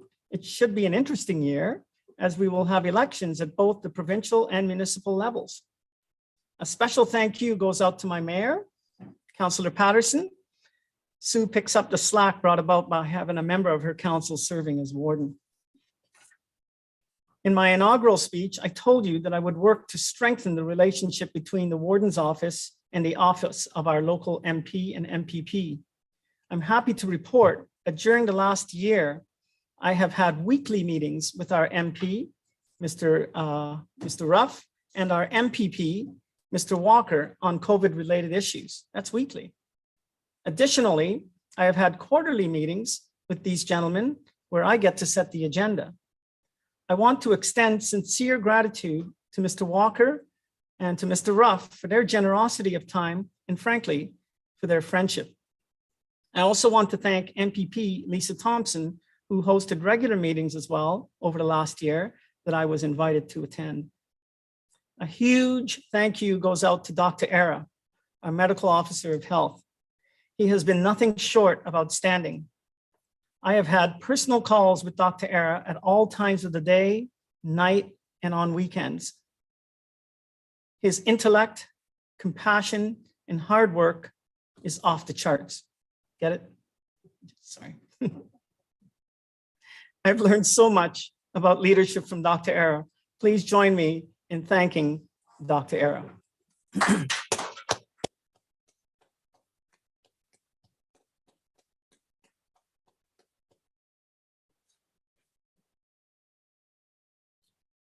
In closing, yes, I am closing. I want to extend my love and gratitude to my wife, Barbara, and our 4 children. As always, none of this would have been possible without you. The last word goes out to you, County Council. I want to thank the members of this body for all the work that you do in support of the people of this great county. I also thank you for permitting me the privilege of serving as your warden. I truly hope that my performance has met or exceeded your expectations. Thank you.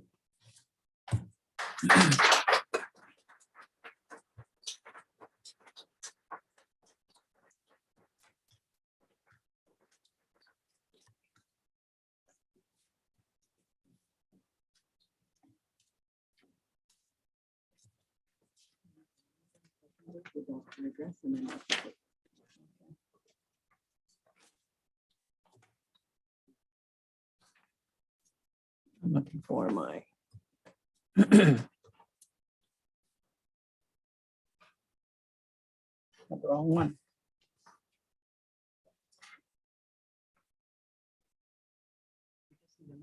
Yeah, got it. With council's permission, I wonder if you might permit me to ask Councillor Milne and Councillors Clumpus to move and second, if they're willing, adoption of the warden's closing address. Would you be willing? Thank you for that. Any discussion? Seeing none, then I'll call the question. All those in favor? Are there any opposed? That is carried. So I'll now turn things over to our clerk. Thank you, Mr. Warden. And at the end of your term here, I'd like to invite you to the podium along with past Warden Millen for the presentation of your warden's pin.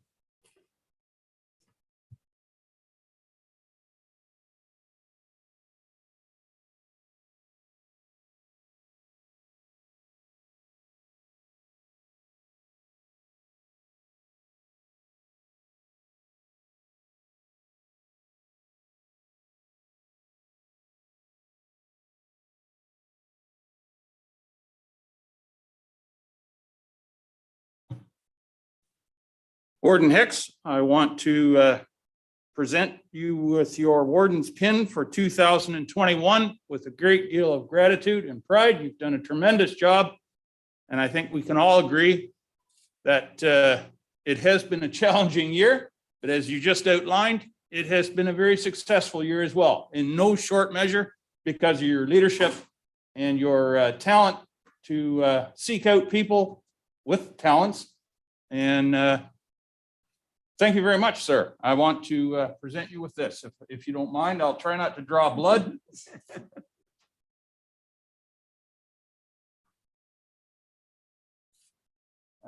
There we go. There you go, sir. Congratulations.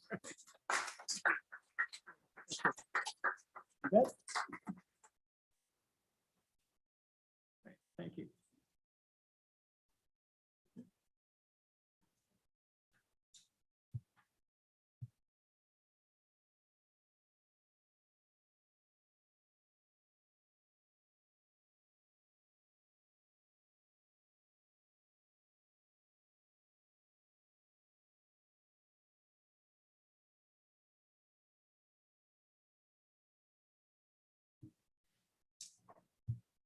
Okay, so the last item left is a motion to adjourn. I see Councillor Gamble and Councillor Little.